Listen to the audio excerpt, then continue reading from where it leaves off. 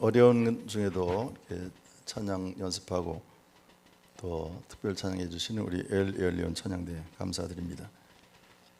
아직도 바이러스 사태가 끝나는 그런 징조가 보이질 않고 오히려 점점 더 확산되는 추세에 있어서 다들 긴장하고 있습니다. 그래서 우리 교회도 개인 방역 수칙을 철저히 지키고 또 물론 교회에서도 철저히 소독하고 또 열 체크하고 그리고 모든 소독에 만전을 기하고 있습니다.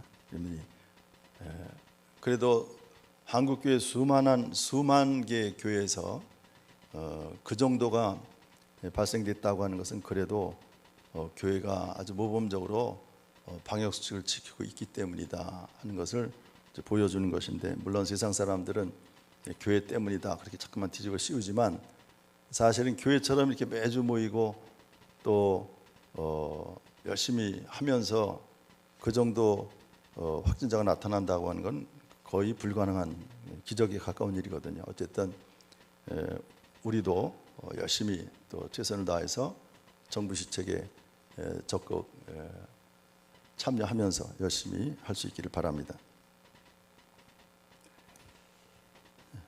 모든 죄악의 원인이 되는 죄를 신학적인 용어로 원죄다 그렇게 말합니다. 원죄라고 하는 말은 영어로 이제 오리지널 sin 그렇게 부르죠. 그런데 이 신학자들은 이 원죄의 성격을 불신앙적인 교만이다 또 이렇게 분석을 합니다. 그렇다면 이 교만적인 불신앙적인 불신앙적인 이 교만이 바로 모든 죄의 원인이 된다, 원인이 되는 죄다 그렇게 말할 수 있습니다. 자, 우리 인간이 짓는 죄 가운데 처음 에덴 동산에서 저질렀던 원죄라고 하죠. 그 최초의 범죄, 가장 큰 죄, 그것은 교만죄입니다. 하나님과 같아지려고 했던 그 죄. 그런데 이보다 더 큰 죄가 있다면 바로 절망의 죄다. 유명한 키엘 케고르라는 유명한 신학자가 그 말을 했죠. 그런데 이 두 가지 죄는 사실 하나입니다. 교만이라고 하는 죄, 절망이라고 하는 죄, 다 같이 불신앙에서 나오기 때문에 그렇습니다. 하나님의 능력을 부정하는 죄가 바로 교만죄이고요. 그리고 하나님의 사랑을 믿지 못하는 죄가 바로 절망죄다 이렇게 말할 수 있습니다. 은혜를 배반하는 것이 가장 큰 죄가 된다는 사실을 우리는 항상 경험을 통해서 압니다. 이 은총이라는 말, 우리말로 헤세드라는 히브리어를 은총이라고 번역했는데 오늘 본문에 은총이라는 단어가 여러 번 나옵니다. 이 은총이라는 말은 국어사전에 보니까 윗사람이 아랫사람에게 베푸는 내리사랑이다 이렇게 해석하고 있습니다. 위에서부터 아래로 주어지는 그런 특별한 사랑, 그래서 은총이라 그렇게 말합니다. 그런데 우리가 무한한 사랑을 받고 살아가면서도 그 사랑을 깨닫지 못해요. 그 사랑을 느끼지 못해서 마치 사랑을 받지 못하는 것처럼, 사랑이 없는 것처럼 그렇게 살아갑니다. 결국은 우리가 사랑을 깨달으면 깨달을수록 그 사랑이 점점 더 커진다는 사실을 우리가 체험을 통해서 알 수 있습니다. 사실 우리 인간이 태어날 때부터 우리 인간은 홀로 고독한 존재가 아니고 관계성 속에서 태어난다 이렇게 말하죠. 그래서 우리 인간을 사회적인 동물이다. 그 사회학자가 이렇게 얘기했어요.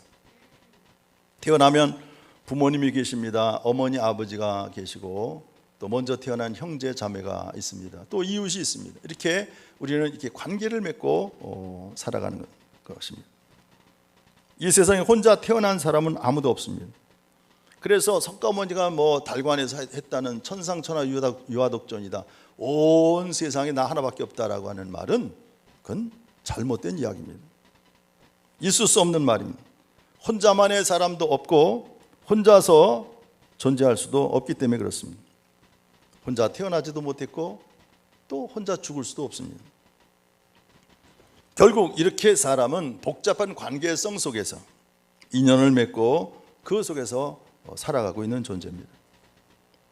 그런 관계성 속에서 우리가 태어났다 이제 그 말이지요. 그런데 이 관계라고 하는 것이 어떤 때는 사랑의 관계가 되지만 또 어떤 때는 적대 관계가 돼요. 증오의 관계가 되더라 그 말이죠. 전에 옛날에 제가 세대로 살던 그 주인집에서 세대로 가보니까 그 주인집 아주머니가 결혼한 지 10년이 넘었는데 아기를 못 가졌대요. 그래서 시험관 아기를 지금 시술 중이다. 그때 당시 얘기를 들어보니까 한 번 가서 시술하는데 그때 돈 40년 전 얘기인데요, 300만 원 정도가 든다 그래요. 근데 집이 좀 부자인 것 같아요. 10번을 했는데 다 실패했다는 거예요. 그러다가 아이를 낳았어요. 아들을 낳았는데 얼마나 그 아이를 귀하게 여기는지 그 아이를 땅에다 내려놓지 않고 두 내외가 연세가 좀 드셨는데도 얼마나 아이를 이뻐하는지 몰라요. 귀하게 얻었으니까요. 자, 그런가 하면 애장초 태어날 때부터 바라지 않은 그런 아기가 있어요. 또 버려지는 아기 얼마나 많은지 모르겠어요. 기아라로지요. 버려지는 아기들. 미혼모들이 원치 않는 아기를 낳아서 갖다 버리는 경우. 얼마 전에 보니까 한강에다가 이렇게 버린 철부지 그런 소녀도 있더라고요. 경찰이 그걸 다 찾아갖고 이제 부모를 찾아냈는데, 자, 이렇게 생각해 보면 태어난다는 그 자체가 내 마음대로 되는 것이 아닙니다. 사랑의 관계에서 태어난 사람이 있는가 하면 혹은 원수의 관계로 평생을 살아가는 그런 사람, 또 이 세상 태어나서 어느 곳에 살고 있는지 어느 누구도 관심 가져주지 않는 그런 무관심의 삶을 사는 사람도 사실 있습니다. 그런데 여기서 문제가 되는 것은 이 사실을 우리가 구분하기가 참 애매하다는 사실이죠. 어디까지가 사랑이고 어디까지가 증오, 미움인지를 우리가 잘 몰라요. 누가 애인이고 누가 원수입니까? 이 관계가 구분하기가 정말 어렵고, 또 한 단계 더 나아가서 생각한다면 이 관계라고 하는 것은 수시로 변한다 그 말이에요. 오늘의 애인이 내일의 원수가 되기도 합니다. 두 사람이 죽도록 뜨겁게 사랑해서 결혼까지 했는데 세상에서 제일 미워하는 원수의 관계로 전락될 수도 있어요. 사람의 마음이 변할 수 있다 그 말입니다. 이처럼 우리 인간의 관계라고 하는 것은 변할 수 있어요. 변하게 되어 있어요. 바로 오늘 우리가 읽은 이 성경 말씀에 좋은 사례가 나옵니다. 사울과 다윗이라고 하는 두 사람의 관계입니다.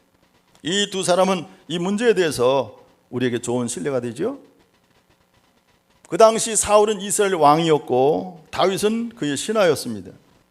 왕과 신하의 관계이면서 동시에 사울은 장인어른이고 다윗은 사위 부마였습니다. 장인과 사위로서 부모와 자식 간의 관계였던 겁니다. 그런가 하면 베들레헴에서 양을 치는 하잘것없는 목동에 불과했던 이 다윗 소년을 데려다가 군대 장관으로 출세시켜준 사람, 어떻게 보면 은혜를 베푼 사람, 은인이 누구냐면 사울입니다. 즉 은총을 베푼 사람입니다. 그래서 사무엘상 16장 21절 22절 이런 말씀이 있습니다.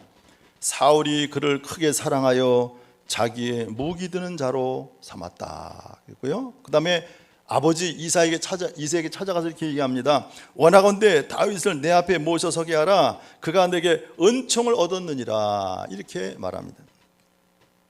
그러나 이제 사울은 다윗에 대해서 원수가 되었어요. 세상에 이런 경우가 또 어디 있겠습니까, 여러분? 다윗이 자기를 위하여 사울이 가끔가다 정신이 이상해 올 때가 있어요. 귀신 들려갖고 정신이 몽롱할 때가 있으면 다윗이 악기를 잘 다뤘던 것 같아요. 그래서 수금을 타면서 음악, 찬송이겠죠. 하나님을 찬송하는 찬양을 들려주면 정신이 깨끗해지는데, 이게 미움에 사로잡혀 있으니 정신이 돌아오면 자기 옆에 있는 단창을 들어서 다윗을 향해서 던졌다는 거예요. 죽이려고. 그걸 한 번도 아니고 두 번씩이나. 근데 다윗은 가만히 보니까 음악도 잘했지만 운동도 잘했던 것 같아요. 그래서 골리앗과 싸울 때 뭐라고 얘기합니까? 내가 곰이나 사자가 양을 해칠 때 내가 가서 그 입에서 그걸 빼냈다. 그건 운동을 잘하지 않고는 할 수 없는 일이거든요. 싸움도 잘하고 운동도 잘하고 그리고 음악도 잘했던 것 같아요. 요즘으로 말하면 예능에 아주 탁월한 사람이라는 걸 알 수 있죠. 자, 그런데 두 번씩이나 단창을 던지는 바람에 왕궁에서 살 수가 없어요. 그래서 그가 도망쳐 나가서 결국은 광야에서 살잖아요. 원둔생활을 합니다. 정말 있을 수 없는 일입니다. 사랑하는 사람이 변해서 이렇게 원수가 된 것입니다. 그런데 이런 관계만이 아니에요. 사울 왕은 다윗을 죽이려고 했지만 그의 아들 요나단이 있어요. 큰아들 요나단은 도리어 이 다윗을 얼마나 사랑했는지 몰라요. 자기 목숨보다 생명보다 더 사랑했다는 것입니다. 그래서 사무엘상 18장 3절 4절을 보니까 요나단은 다윗을 자기 생명같이 사랑하여 더불어 언약을 맺었으며 요나단이 자기가 입었던 겉옷을 벗어 다윗에게 주었고 자기의 군복과 칼과 활과 띠도 그리하였더라 그랬습니다. 여러분 사무엘상하를 읽어보면요, 그때 당시 이 사울왕 당시에 이스라엘의 정치적인 상황이라든지 모든 문명상을 보면 아주 옛날, 다시 말하면 블레셋보다도 더 못한, 그래서 사무엘상을 읽어보면 이런 말씀이 나오잖아요. 이스라엘 사람들이 쟁기나 또 농기구를 벼리려면 블레셋으로 내려갔더라. 그렇게 간단하게 나와 있지만 그게 뭐냐면 이스라엘 사람들은 철기 문화가 없었다는 거예요.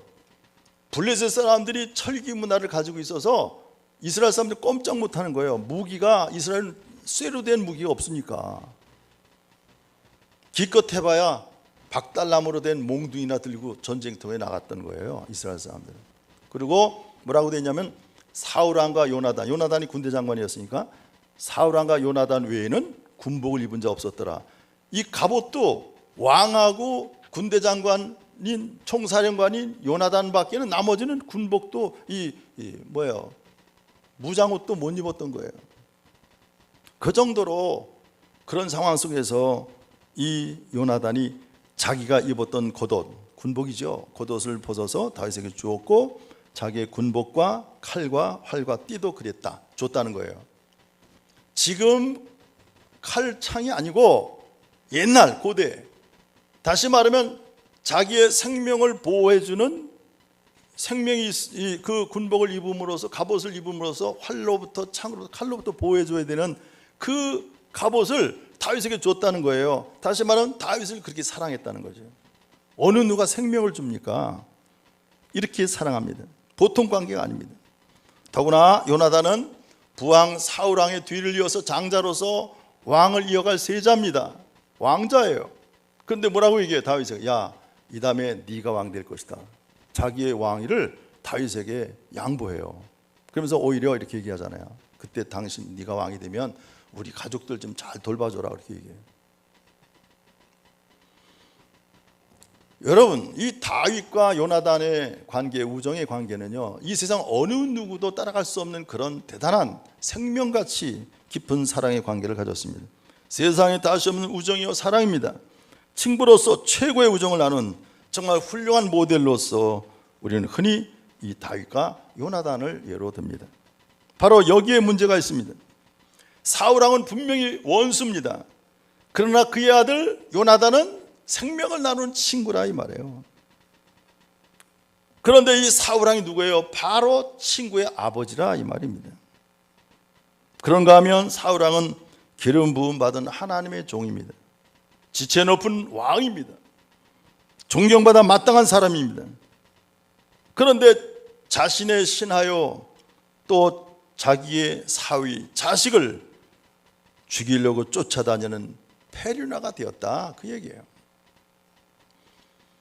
무기로 무장한 3,000명의 군사를 이끌고 다윗 하나를 죽이려고 따라다니는 거예요. 물론 다윗이 혼자가 아니고 그에게는 600명의 따르는 부하들이 물론 있었죠. 그러니까 600명의 다윗과 그 부하들을 죽이려니까 3,000명의 무장된 군인을 끌고 늘 다윗을 따라다녔던 거예요. 도덕적으로나 윤리적으로나 그는 인간 이하의 사람입니다. 그러면 이 사람을 우리가 존경해야 됩니까? 멸시해야 됩니까? 이 사람의 충성을 다해야 되겠습니까? 아니면 죽여버려야 됩니까? 사랑하는 사람입니까? 원수입니까? 이 동시적인 관계, 이것이 바로 우리에게 문제가 되는 거예요. 또 오늘 본문의 말씀을 읽어보니까 본문 말씀에 무비보셋이라는 사람이 나옵니다. 이 무비보셋은 사울 왕의 손자요 동시에 요나단의 아들이다 그랬습니다. 근데 우선 사울 왕을 생각해 보면 사울 왕 집안의 그 가문의 마지막 남은 한 명의 씨앗이에요. 한 명의 씨예요. 이제 무비보셋만 제거해 버리면 사울 왕의 집안은 끝나는 거예요. 물론 요나단도 죽었잖아요. 다 죽었어요. 사울 왕의 친족은 다 멸족되게 마는 것입니다. 그러나 동시에 목숨처럼 더 사랑하는 요나단의 아들이라면 하나밖에 없는 아들이에요. 하나뿐인 친구의 하나뿐인 혈족이다 말이에요.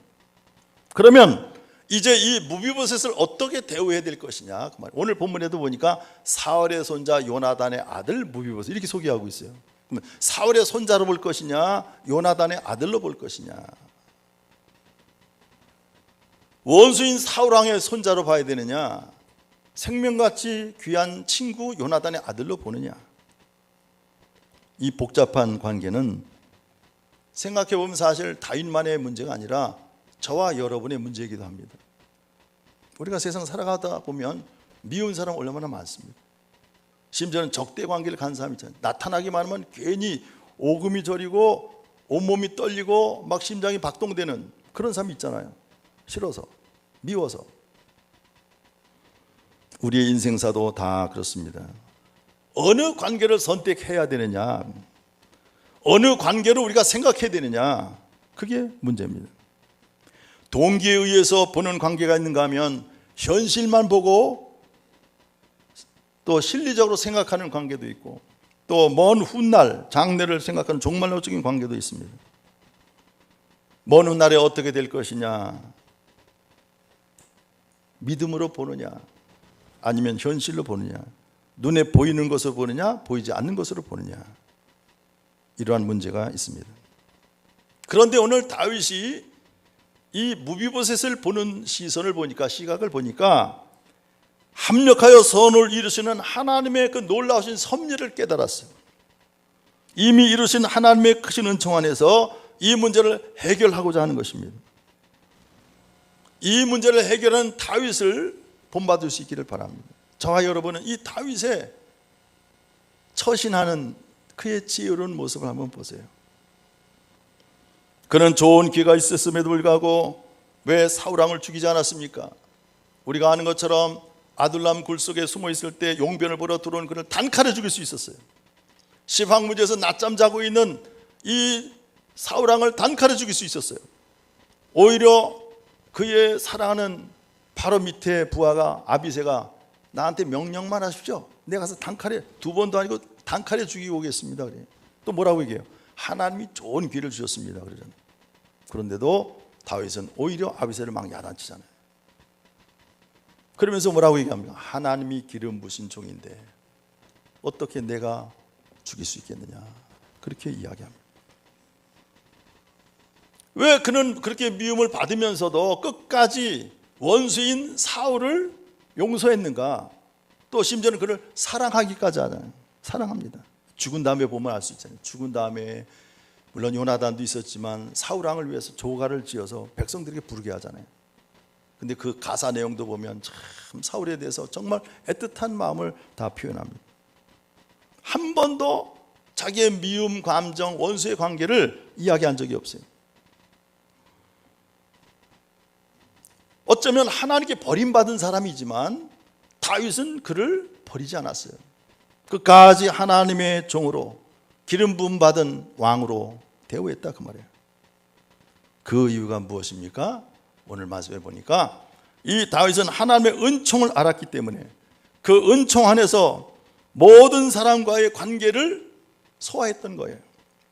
하나님께서 나를 사랑하셨기 때문에, 하나님이 나를 용서하셨기 때문에, 하나님께서 나를 은총으로, 히브리어로 헤세드로 나로 대해 주셨기 때문에 은총을 깨닫고 그 은총으로 모든 일들을, 모든 인간관계를 소화했던 것입니다. 여러분, 오늘 이 다윗에게서 우리에게 본받을 점은 참 귀한 지혜입니다. 좋은 면으로 생각하시기 바랍니다. 긍정적인 면으로 생각하시기 바랍니다. 어느 편에서 생각하느냐? 어떤 각도에서 바라보느냐에 따라서 문제는 전혀 다르게 보여진다 그 말입니다. 사울 왕을 보고 무비보셋을 본다면 칼로 쳐 죽일 수밖에 없는 원수의 손자지만, 요나단을 보고 무비보셋을 보면 살아는 생명보다 더 귀한 친구의 아들이다 그 말이에요. 그래서 그를 존귀한 왕자로 대우하게 됩니다. 본문 7절에 보세요. 너는 나와 함께 왕자들과 같이 왕의 식탁에서 평생 먹고 살리라, 이렇게 약속합니다. 이런 은총을 베풀 수 있게 되는 거예요. 하나님을 보고 그리고 이웃을 보고 그리스도 안에서 우리를 용서하신 하나님의 그 크신 사랑을 보면서 그리고 이웃을 바라보면 얼마든지 우리가 용서할 수 있다 이 말이에요. 전혀 다른 세계로, 전혀 다른 사람으로 바라볼 수 있게 된다 그 말입니다. 분명히 다윗은 모든 관계를 다 정리하고 오직 하나님만을 보고 요나단을 보고 그리고 무비보셋을 보았던 것입니다. 그래서 오늘 본문 말씀 1절에 보세요.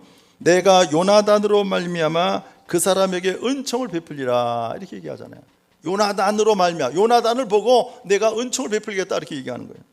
또 더 중요한 것은 3절에 가서 3절에 가서 아주 중요한 말을 했어요. 내가 그 사람에게 하나님의 은총을 베풀고자 하노라, 또 이렇게 얘기합니다. 나 자신의 인간적인 은총을 베푸는 것이 아니라 하나님의 은총이라고 얘기해요. 히브리어 오늘 보니까 헤세드 엘로힘, 엘로힘 하나님이거든요. 하나님의 은총을 베풀겠다, 이것이 다윗의 신앙입니다. 무비보셋은 어떤 사람입니까? 간단하게 설명 나오기를 전쟁이 일어났을 때 이 유모가 말해요. 그 사울왕의 손자를 유모가 안고서 피신가 도망가다가 넘어져 갖고 그 아이를 떨어뜨렸어. 그래서 아이가 갓난애 때 떨어져서 두 발이 다 저는 중증 장애인이다, 그렇게 설명하고 있습니다. 자, 우리가 인간적으로 보면 아무 쓸모없는 그런 인간입니다. 그러나 원수의 손자가 아니라 사랑하는 친구의 아들로 그를 영접하게 되죠. 7절에 보니까 무서워하지 말라, 내가 반드시 내 아버지 요나단으로 말미암아 내게 은총을 베풀리라, 이렇게 말합니다. 현실적으로 본다면 아무 쓸모없는 폐인에 불과합니다. 무비보셋도 자신을 뭐라고 얘기합니까? 다윗 앞에서 8절에 죽은 개 같은 나, 죽은 개 같은 사람이 아니겠습니까? 여러분, 이스라엘 사람들은 동물 가운데 개는 부정한 동물이라서 키우지 않아요. 더더군다나 죽은 개는 부정한 중에 또 부정한 거예요. 그러니까 죽은 개라는 얘기는 가장 부정하다는 뜻이거든요. 무비보셋이 자기를 죽은 개다, 거기에 비유해서 얘기하고 있어요. 그러나 친구 요나단을 생각해 보면 그 마지막 남은 요나단의 아들 하나가 얼마나 소중한 존재인지 모릅니다. 사랑하는 친구 요나단을 대하듯이 그를 대하게 됩니다. 11절에서 이렇게 말하죠. 무비보셋은 왕자 중 하나처럼 왕의 상에서 먹으니라. 왕의 상에서 먹었다는, 아들처럼 대우받았다는 거예요. 그를 자기의 사랑하는 아들들 가운데 하나처럼 대우해줬다 그 말이에요. 또 중요한 것은 시바라고 하는 그 종에게, 야, 요나단의 아들이 살아있다면서 어디 있냐 물었을 때 뭐라고 얘기합니까? 로드발 암멜의 아들 마길의 집에 있나이다, 그렇게 했는데 그 마길이라는 사람을 소개하잖아요. 로드발 암멜의 아들 마길이라는 사람이 어떤 사람이냐면, 성경에 자세하게 안 나와 있지만 여러분 정치적인 상황을 알아야 돼요. 이제 이스라엘이 북쪽 10지파가 있고 남쪽 유다가 있는데, 이 유다 지파와 항상 쌍벽을 이루는 지파가 베냐민 지파예요. 그러니까 베냐민 지파가 제일 먼저 왕이 된 사람들이니까 자존심이 굉장히 강한 사람이에요. 사도 바울도 은혜 받기 전에 뭐라고 해요? 내가 베냐민 지파다 하는 얘기는 난 왕족이다, 그 얘기거든요. 그래서 그 이후에도 계속 여러분 사무엘상을 읽어보면 이런 말씀이 나오잖아요. 다윗의 집안과 사울의 집안 사이에 전쟁이 오래매, 그 말이 가끔 나와요. 그 말이 뭐냐면 사울의 집안은 베냐민 지파를 얘기하는 것이고 다윗의 집안은 유다 지파를 얘기하는 거예요. 그러니까 유다 지파와 베냐민 지파는 늘 정치적으로 갈등 관계를 가졌다. 요즘에 영남 호남 이상해요. 그냥 뭐 지역 감정, 혈연 감정, 정치 감정 이걸 가지고 막 싸우는 거예요. 대단했습니다. 그런데 이 로드발 암멜의 아들 마길은 누구냐면 베냐민 지파 사람으로 사울 왕의 아주 신복이에요. 사울 왕의 아주 직계 신하란 말이에요, 옛날에. 그러니까 몰래 요나단의 아들을, 그 중증 장애인을 자기 집에서 숨겨서 키웠던 거예요. 그를 보살폈던 거예요. 그런데 이 마길이 말이에요, 다윗이 행하는 가만히 모습을 보고 감동을 받아요. 다윗이 보통 사람이 아니구나. 그 다음에 마음을 확 돌이킵니다. 그래서 나중에 이제 다윗이 노년의 아들 압살롬에 의해서 구테타를 당하잖아요. 구테타를 당해서 어떻게 합니까? 다윗이 망명을 떠나요. 요단강을 건너서 맨발로 울면서 마하나임이라는 곳으로 망명을 떠납니다. 여러분, 다윗 왕이 죽을 뻔했어요. 바울임에 갔을 때 거기에 베냐민 지파의 우두머리가 나타나서 막 가거라 막 그에게 돌 던지고 침 뱉고 그리고 했던 사람이 있잖아요. 그런데 오히려 이 마길이라는 사람은 자기의 모든 전 재산을 다 털어서 다윗을 도와줘요. 이게 사무엘하 17장 27절 이하에 나오는 말씀입니다. 제가 한번 읽어보겠습니다. 다윗이 마하나임에 이르렀을 때, 이게 이제 망명 정부예요. 마하나임에 이르렀을 때 암몬 족속에게 속한 랍바 사람 나아스의 아들 소비와, 첫째 소비, 그 다음에 여기 나오죠, 로드발 사람 암멜의 아들 마길과, 마길이 나와요. 또 로골림 길라 사람 바르실레가, 세 사람이, 이 세 사람은 바로 요단강 건너 길르앗 지방의 유지들입니다. 침상과 대야와 질그릇과 밀과 보리와 밀가루와 볶은 곡식과 콩과 팥과 볶은 녹두와 꿀과 버터와 양과 치즈를 가져다가 다윗과 그와 함께한 백성이 먹게 하였으니 이는 그들 생각에 백성이 들에서 시장하고 고나고 목마르겠다 함이더라. 지금 읽어보면 참 웃기죠. 뭐냐면 뭐 그냥 음식을 대줬다 그러지 않고 구체적으로 모든 그 품목을 다 여기서 이야기하고 있어요. 침상과 대야, 질그릇, 밀, 보리, 밀가루, 볶은 곡식 쭉 얘기하잖아요. 왜 그랬을까요? 그만큼 이 마길이라는 사람이 정성을 다해서 필요한 모든 걸 다 챙겼다 그 말이에요. 역사서에 이걸 기록하고 있어요. 그렇게 마길이 마음이 감동받은 거예요. 다윗이 이분은 보통 분이 아니구나. 오히려 그를 욕하고 망했을 때 야 가거라 피 흘린 자여 비루한 자여 하면서 욕하는 사람이 있는가 하면 이 마길은 오히려 다윗을 도와줬다는 거예요. 그래서 결국은 구테타를 진압하고 돌아갈 때 뭐라 그래요? 나하고 왕궁으로 같이 가자 그러잖아요. 오늘 우리가 읽은 이 본문의 말씀을 이해하기 위해서는 사무엘하 5장에서부터 10장까지 내용을 쭉 우리가 잘 이해할 수 있어야 돼요. 지금 다윗이 무비보셋을 찾았던 것은 언제냐면 다윗이 이제 이스라엘이 12지파로 갈라져 있던 그 12지파를 하나의 나라로 통일국가를 세운, 그래서 10지파 북쪽에 있는 10지파 장로들이 자기들이 스스로 와서 다윗에 기름 붓잖아요. 다윗은 기름 부음을 3번 받아요. 처음에는 어렸을 적에 사무엘 선자로부터 기름 부음 받아요. 그 다음에 유다 지파로부터 기름 부음 받아요. 그래서 7년 반 동안을 거기서 왕 노릇하잖아요. 그리고 다시 북쪽에 있는 10지파 장로로부터 또 기름 부음 받아요. 3번씩 기름 부음 받은 다윗밖에 없어요. 자, 그런데 통일 왕국을 이루고 정권이 안정되어 있을 때 요즘의 사람들 어떻게 합니까? 적폐해갖고 막 원수 갚잖아요. 정치적인 다 보복하잖아요. 그러나 다윗은 보복한 게 아니라 오히려 은혜를 갚는 거예요. 요나단에 대해서 은혜를 갚는 겁니다. 사무엘하 5장에 보세요. 다윗이 통일 이스라엘 12지파의 왕이 됩니다. 북쪽에 있는 10지파의 장로들이 스스로 와서 자기들이 기름 붓고 우리의 왕이 되어달라고 얘기합니다. 왕권이 점점 확고해집니다. 그래서 사무엘하 5장 10절에 이런 말씀이 있잖아요. 만군의 하나님 여호와께서 함께 계시니 다윗이 점점 강성하여 가니라. 점점 강성하실 때 그 힘 가지고 보복한 게 아니라 오히려 은혜를 갚았다는 거예요. 또 6장에 가보니까 오베데돔의 집에 보관되어 있던 하나님의 법궤를 예루살렘으로 옮겨갑니다. 왜? 하나님께 대한 예배 때문에. 그 다음 나오는 7장에 가서는 성전을 건축하려고 계획하잖아요. 그래서 나단 선자를 불러다가 내가 성전을 건축해야 되겠다 그 얘기하니까 하나님이 너무 기뻐하셨어요. 그래서 하시는 말씀이 나단을 통해서 내가 가는 모든 곳에서 내가 너와 함께 있어 네 모든 원수를 내 앞에서 멸하였은즉 땅에서 위대한 자들의 이름같이 내 이름을 위대하게 만들어 주리라. 이 다윗 언약이거든요.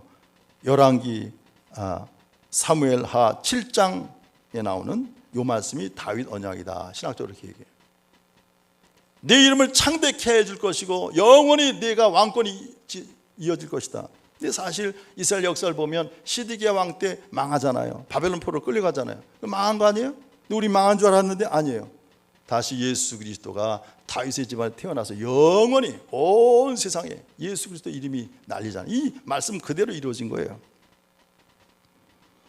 8장에 가서 보니까 다윗 왕국이 얼마나 힘이 강해졌는지 이방 나라들을 다 쳐서 무찔러요. 그래서 이스라엘 블레셋, 제일 원수였나요? 블레셋을 무찌르고, 또 에돔을 무찌르고, 또 모압, 암몬, 또 시돈, 두로, 다메섹, 이 모든 나라를 다 정복하고 그리고 조공을 받습니다. 그러면서 그렇게만 한 게 아니라 은혜를 베풀었다, 은총을 베풀었다, 그런 얘기가 나와요. 그 다음에 10장에 가서 보니까 9장은 오늘 우리가 읽은 본문의 말씀인데 8장은 국외적으로 은혜를 베푼 이야기고 8장은 오늘 9장은 국내적으로 은혜를 베푼 이야기가 또 기록되어 있습니다.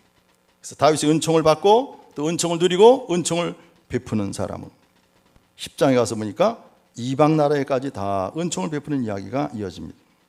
그래서 사무엘하 5장서부터 10장까지 내용을 보면 이 다윗이 하나님의 은총, 하나님의 축복을 받은 다음에 그것 가지고 자기 권세를 가지고 오만하게 방자하게 군 게 아니라 오히려 백성들을 더 사랑하고 백성들의 은혜를 베풀고 심지어 이방 나라까지 은혜를 베풀었다, 그런 이야기입니다. 여러분, 무비보셋의 입장을 한번 생각해 보시기 바랍니다. 무비보셋은 본래 원수 집안의 CEO, 원수의 자손입니다. 지금 이 자리에 다윗 앞에 감히 서지 못할 그런 존재다 이 말이에요. 더구나 아무 일도 할 수 없는 중증 장애인입니다. 그러나 은혜는 여기서부터 시작이 됩니다. 무자격한 가운데서부터 하나님의 은혜가 시작된다 그 말이에요. 그래야만 은혜가 은혜될 수 있기 때문에 그렇습니다. 우리가 자격이 있다고 생각한다면 그 순간부터 우리는 율법주의자가 되고 말아요. 여러분은 과연 쓸모있는 사람입니까? 유능합니까? 잘 나갑니까? 나 스스로가 능력이 있다, 잘 나간다, 그렇게 생각한다면 이기주의자가 되기 쉽습니다. 아주 교만한 사람이 되기 쉽다 그 말이에요. 스스로 나는 아무 쓸모도 없는 사람입니다, 이렇게 여길 때 비로소 은혜가 은혜될 수 있는 것입니다. 그래서 늘 나를 겸손하게 낮추고 나는 하나님의 은혜를 받은 자다, 하나님의 헬세대가 나에게 충만하다, 이렇게 생각해야 되는데 내가 잘냈다, 인생 승리했다, 인간 승리했다, 바로 그게 교만한 마음이에요. 어떤 부부들은 서로가 그렇게 생각하더라고요. 가서 얘기를 들어보면 남편은 또 아내를 무시해. 농담이라도 그런 얘기하면 안 돼요. 내가 저 노처녀를 구제해줬다, 뭐 그렇게 농담으로 시작해하고 형편없는 사람 내가 사람 만들었다, 이런 식으로 얘기해요. 무시하는 거죠. 그러면 여자는 또 뭐라 그래요? 저 남편 집안은 아주 뼈대 없는 집안이라는 거예요. 더러운 집안이라는 거. 어떤 사람 막 더러운 집안이래, 바람 폈다고 막 그러면서 뭐 나쁘게 얘기하는 거예요. 그래서 서로가 상대방을 헐뜯고 비방하니까 행복할 수가 없는 거예요. 그런 집안은 절대로 부부가 행복할 수 없습니다. 나를 구해줬어요, 내가 이 사람 때문에 오늘 이렇게 사는 거예요, 우리 남편 때문에, 우리 아내 때문에 우리 집안이 이렇게 잘 된 겁니다, 이렇게 생각하는 사람들이 행복하지, 상대방을 얕잡아보고 자기를 내세우고 상대방을 이렇게 멸시하는 사람은 다 불행해요. 적자 인생을 사는 것입니다. 그러면 어떻게 해야 흑자 인생을 살아갈 수 있느냐? 나는 무자격하고 아무 쓸모없는 인간인데 내 아내가 또 내 남편이 나보다 더 나은 덕에 내가 이렇게 잘 살아가고 있습니다, 이렇게 고백하는 사람. 예수 그리스도께서 십자가의 거룩하신 희생으로 우리를 건져주셨습니다. 죽을 수밖에 없는, 지옥에 떨어질 수밖에 없는 우리를, 낮고 천한 우리를 건져주셨어요. 그래서 우리가 이런 은혜 가운데 살아가고 있다 이 말이에요. 여러분, 탕자의 비유를 보세요. 탕자가 집에 돌아왔습니다. 탕자가 집에 돌아와서 아들로 영접받는 순간 이제 무슨 원망이나 불평이 있겠습니까 여러분? 오직 그 은총, 아버지의 은총에 감사할 뿐이죠. 여기에 은총의 윤리성이 있다는 거예요. 은총을 아는 자는 은총으로 사랑할 수 있는 거예요. 그래서 은총의 사랑을 베풀게 되는 것이다 그 말이죠. 우리는 이제 이 은총을 받아들일 수 있는 자세가 먼저 되어야 되겠다 그 말씀입니다. 여러분, 호의를 거절한다는 것이 얼마나 큰 죄가 되는지를 알아야 합니다. 하나님께서 우리에게 베푸신 은혜, 예수 그리스도께서 우리에게 베푸신 그 은총, 그것을 얼마나 우리가 진실하게 깨닫느냐, 얼마나 그것을 느끼느냐, 체험하느냐, 이게 중요한 것입니다. 은총을 배반한 죄가 가장 큰 죄로서 최악의 죄를 범하는 사람이 되어서는 안 되겠다 그 말이죠. 오늘 성경에서 무비보셋이 고백합니다. 8절에서 이 종이 무엇이기에 왕께서 죽은 개 같은 나를 돌보시나이까, 그렇게 하잖아요. 그는 사울왕의 손자입니다. 돌이켜 내가 저 왕좌에 내가 앉아야 되는데 저놈이 왜 앉아있냐 속으로 하다 그런 생각을 가졌다면 망하는 거예요. 그렇잖아요.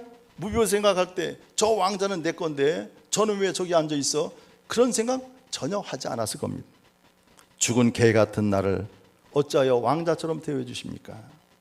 이것이 바로 어찌 자신의 공로겠습니까? 어떻게 자신의 의겠습니까?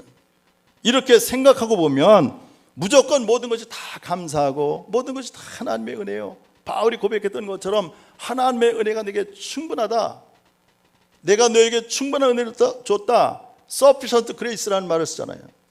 sufficient grace. 다윗이 하나님 앞에 고백합니다. 시편 8편 4절에 사람이 무엇이기에 주께서 그를 생각하시며 인자가 무엇이기에 주께서 그를 돌보시나이까. 이 시편 고백처럼 저와 여러분이 다 이런 존재다 그 말이에요. 사도 바울이 고백하죠. 만삭되지 못한 자와 같은 나, 죄인 중에 괴수라고 얘기했고, 나를 어찌하여 사랑하십니까? 모든 사도 중에 지극히 작은 자. 또 뭐라 그래요? 나는 세상 저 미말에, 우리 성경 그렇게 번역했는데 원래 보면 나를 왜 세상 제일 끄트머리, 세 번째 그렇게 번역했어요. 또 나를 왜 세상에 찌끄러기처럼 쓰레기처럼 나를 두셨다, 그렇게 생각합니다. 여러분, 사도행전 읽어보세요. 사도 바울이 복음을 전도하기 위해서 안디옥 교회에 처음에 파송돼서 처음에 나갈 때 잘 읽어보면 바나바와 사울 나와요. 그러다 중간에 바뀌어요. 그가 받은 은혜를 이제 활용하고 능력이 나타나는데, 바나바도 물론 훌륭한 사람이지만 이 바울은 능력이 충만했거든요. 막 병든 자를 고치고 귀신 들린 자 귀신 쫓아내는 사람들이 이 바울을 더 따르죠. 그래서 이름이 바뀌잖아요. 바나바와 사울에서 바울과 바나바, 바울 바뀌어요. 자, 그렇게 해서 전도행 1차 전도행을 마치고 돌아왔을 때 누가 시킨 것도 아니에요. 다윗이 바울이 뭐라고 얘기합니까? 바나바에게 우리가 전도하고 온 그곳에 다시 한번 돌아가서 또 살펴봅시다. 2차 전도행을 제안하잖아요. 갑시다. 물론 거기서 마가 때문에 서로 다 갈라섰지만, 그 다음에 바울이 2차 전도행 나갈 때는 1차는 배를 타고 갔지만 2차는 육로로 가요. 안디옥에서 걸어서 가는, 걸어서. 지금 비행기를 타도 몇 시간을 가야 되는 그 거리를 걸어서 갔어요. 걸어서. 누가 시킨 것도 아니고 상 받는 것도 아니고 인정하는 것도 아니야. 자, 그러면서 또 3차 전도 또 하잖아요. 2차 전도에서 유럽까지, 3차 또 유럽까지 가죠. 물론 4차 전도행은 이제 죄수로 끌려가지만, 어쨌든 사도 바울이 전도행을 1차, 2차, 3차 한 그 지역을 보면 어마어마한 그 거리를, 그런 어마어마한 사역을 감당했던 것입니다. 그럼에도 바울은 하나도 자랑하지 않아. 뭐라고 얘기합니까? 헬라인이나 야만이나 지혜 있는 자나 어리석은 자에게 다 내가 빚진 자다, 이렇게 말해요. 로마서 1장 14절이죠. 하나님의 사랑에 빚진 자로서 그 일을 감당했다는 거예요. 내가 아무리 위대한 일을 했다 할지라도 내가 한 것이 아니다. 그래서 이렇게 고백하잖아요. 고린도전서 9장 16절 보니까 내가 복음을 전할지라도 자랑할 것이 없으면 내가 부득불할 일이라. 만일 복음을 전하지 아니하면 내게 화가 있을 것이미로다, 이렇게 고백을 해요. 하나님의 그 크신 사랑에 빚진 자로서 아무리 내가 큰 일을 했다 할지라도 그것은 자랑거리가 못 된다, 그 말입니다. 또는 그렇게 얘기합니다. 로마 교인들에게, 또 고린도 교인들에게. 사람을, 성도들 바라볼 때 그 사람이 하찮고 어떻게 보면 못 배우고 가난하고 그럴지라도 절대로 무시하지 않습니다. 이렇게 말하잖아요. 로마서 14장 15절에서 그리스도께서 대신하여 죽으신 형제를 내 음식으로 망하게 하지 마라. 또 고린도전서 8장 11절에 내 지식으로 그 믿음이 약한 자가 멸망하나니 그는 그리스도께서 위하여 죽으신 형제다. 이렇게 얘기합니다. 예수 그리스도의 십자가로 구원함을 받은 사람으로 바라보는 거예요. 모든 사람을. 그랬을 때 그를 무시하지 않습니다. 세상적으로는 부족하고 연약하고 가진 것 없지만 예수 그리스도께서 십자가로 그를 구원하셨으니 얼마나 귀한 존재, 천하보다 귀한 존재다. 이것이 바로 사도 바울의 윤리관입니다. 우리가 자격이 있다 없다 논할 것이 아닙니다. 은총에는 조건이 없기 때문에 그렇습니다. 하나님의 헤세드는 조건이 없어요. 많이 배웠냐 적게 배웠냐 스펙이 있냐 없냐 돈이 있냐 없냐 그게 문제가 아니에요. 내가 은총을 받았다고 하는 것 이외에는 아무 조건도 없습니다. 이미 사랑을 받은 것이 사실입니다. 또 앞으로도 세상 끝날까지 주님이 나를 사랑해 주실 줄로 우리는 믿습니다. 자격을 묻지 마시기 바랍니다. 은총 속에 살아가는 그 엄청난 사실을 깨끗한 마음으로 받아들일 수 있기를 바랍니다. 다윗은 이 세상 모든 사람들 가운데 가장 사랑을 많이 받은 사람이에요. 그래서 이 다윗이라는 사람의 이름을 구약과 신약을 여러분 이제 그 컴퓨터로 된 성경에서 한번 찾아보세요. 검색란에 들어가서 다윗 치고 한번 탁 검색을 쳐보세요. 쫙 뜨는데 인간의 이름 가운데 제일 많이 나온 사람이 다윗이에요. 800번 이상이 나옵니다. 800번. 즉 하나님의 사랑을 제일 많이 받은 사람이다 그 말이죠. 그러나 그도 역시 우리와 똑같이 허물과 죄가 있는 사람입니다. 부족함이 있고 실수가 많은 사람입니다. 그렇지만 그가 하나님의 이렇게 큰 사랑을 받은 이유가 뭡니까? 그는 하나님의 헤세드, 은총을 깨달은 사람이고 또 은총을 베풀 줄 아는 사람이기 때문이다 그 말이죠. 은총 안에 살아가는 그 크신 은혜가 오늘 첫 열매를 드리는 이 맥주 감사절, 전반기를 감사하는 이 맥주 감사절을 맞이하는 성도 여러분에게도 똑같이 임하기를 주님의 이름으로 축원합니다. 기도하겠습니다. 아버지 하나님 은혜를 감사합니다. 2020년 전반기를 은혜 가운데 지켜주시고 또 우리가 직접 농사를 짓지 않지만 농사꾼들을 통해서 농부들을 통해서 첫 열매를 거두게 하셔서 우리가 먹고 사는데 의식주 문제를 해결하게 하시니 감사합니다. 주님의 은혜를 기억하면서 죽을 수밖에 없는 우리를 멸망받을 수밖에 없는 우리를 건져주신 하나님의 은혜 십자가의 은혜를 기억하면서 감사하는 이 절기가 되게 하여 주옵소서. 우리 주 예수 그리스도의 이름으로 간절히 기도드렸습니다. 아멘.